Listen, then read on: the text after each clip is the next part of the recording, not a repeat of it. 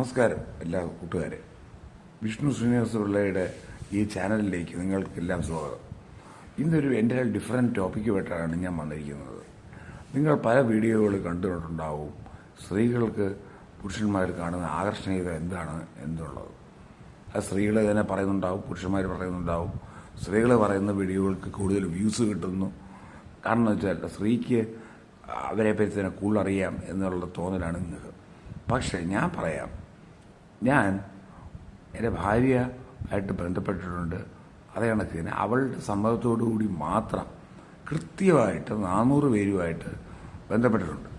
അതെന്ന് പറഞ്ഞാൽ അവൾ എൻ്റെ കൂടെ ഇല്ലാത്ത സമയത്ത് 400 പെൺകുട്ടികളുമായിട്ട്, അത് സാധാരണ 2500 രൂപ തൊട്ടുള്ള സാധാരണ കോളുകൾ തൊട്ട് ഒരു ദിവസം ഏകദേശം $1,00,000 ചിലവുള്ള നടിമാരുമായിട്ട് വരെ കോണ്ടാക്ട് വെച്ചിട്ടുണ്ട്. അപ്പോൾ ഈ 400 കോൺകസ്റ്റുകളൊന്നും ഞാൻ പറയുന്നില്ല. കാരണം കോൺകസ്റ്റ് എന്ന് പറഞ്ഞാൽ ഒരു പെണ്ണിനെ ചതിച്ച് വലയിലാക്കി അവളുടെ കൺസെൻറ്റിനെതിരായിട്ട് ചെയ്യുന്നതാണ്. ഓക്കെ, ഇത് പൂർണ്ണമായിട്ടും അങ്ങോട്ടും ഇങ്ങോട്ടുള്ള മ്യൂച്വൽ കൺസെൻറ്റ് കാരണം ചെയ്തതാണ്. അപ്പം ഇങ്ങനെയാണ് ഇവരുടെ കയ്യിൽ നിന്നുള്ള നോളജ് കൊണ്ടാണ് ഞാൻ എടുക്കുന്നത്. ഒന്നാമത് ഒരു പെൺകുട്ടി ആദ്യം നോക്കുന്നത്, നിങ്ങൾ ആ കുട്ടിയെ അനാവശ്യമായിട്ട് കുറ്റം പറയാതിരിക്കുക, ആരായാലും കുറ്റം പറയാതിരിക്കുക.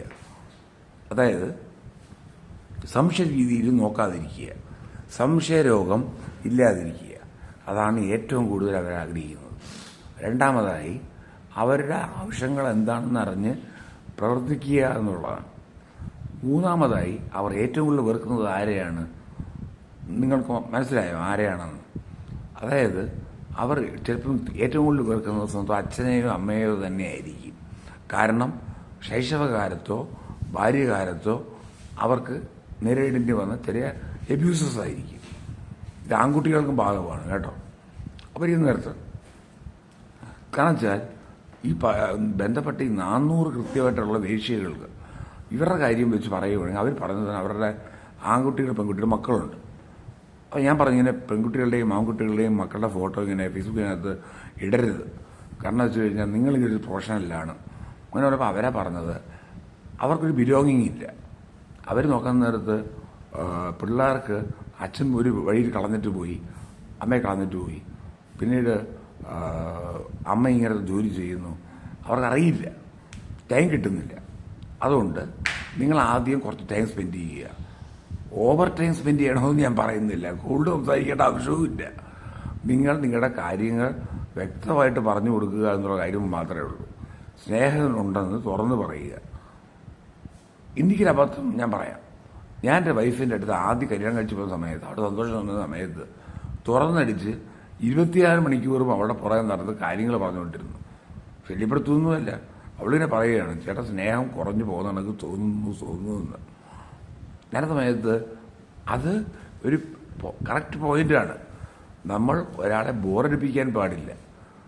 കാരണം വെച്ചാൽ നമ്മുടെ സ്നേഹം എത്ര മാത്രം ഉണ്ടെങ്കിലും അത് വീർപ്പുമുട്ടിക്കാൻ പാടില്ല. ഒരു ഡിസ്റ്റൻസ് ഇടണം.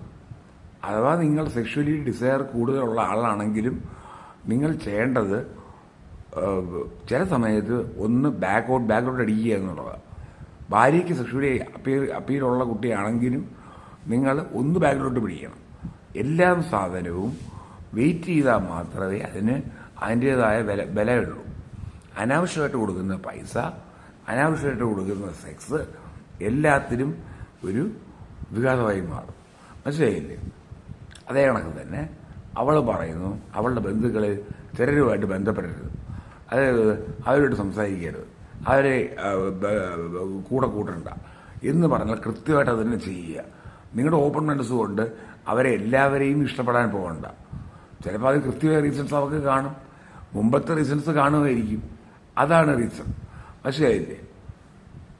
എൻ്റെ അടുത്ത് വൈഫ് പോരുന്ന സമയത്ത് പറഞ്ഞത്, നിങ്ങൾ പുറത്തോട്ട് പൊക്കോ, പ്രശ്നമില്ല, എനിക്കറിയാം നിങ്ങളെ. അപ്പോൾ ഞാൻ ഇങ്ങനെ 2ാമത്തെ വർഷം വിളിച്ചു ചോദിച്ചു. അവൾ പറഞ്ഞു, നിനക്കെൻ്റെ അടുത്ത് ദേഷ്യം വല്ലതും ഉണ്ടോ ഞാൻ ചോദിച്ചപ്പോൾ അവൾ പറയുക, നിങ്ങളെന്നെ ദ്രോഹിക്കാൻ മാത്രം ചെയ്ത്, നിങ്ങളെ വെറുക്കാൻ മാത്രം എന്തോ ചെയ്ത്.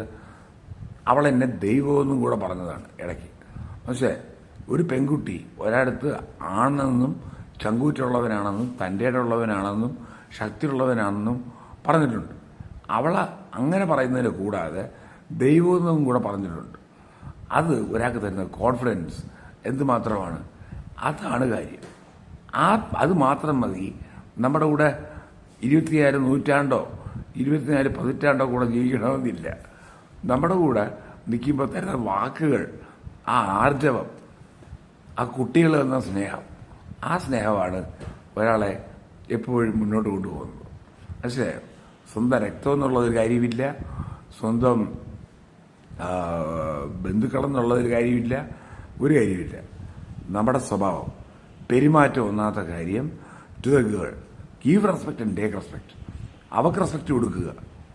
എന്ത് പ്രൊഫഷനോ അവൾ ചെയ്തോട്ടെ, give respect and take respect. അതാണ്. എന്ത് മര്യാദഘട്ട ജോലിയെ ചെയ്തുകൊണ്ടിരിക്കുന്ന ഒരാളാണെങ്കിൽ പോലും അയാളടുത്ത് മര്യാദയ്ക്ക് സംസാരിച്ചാൽ അയാൾ നമ്മുടെ അടുത്ത് മര്യാദയ്ക്ക് സംസാരിക്കും. അത്രയേ ഉള്ളൂ. Thank you so much.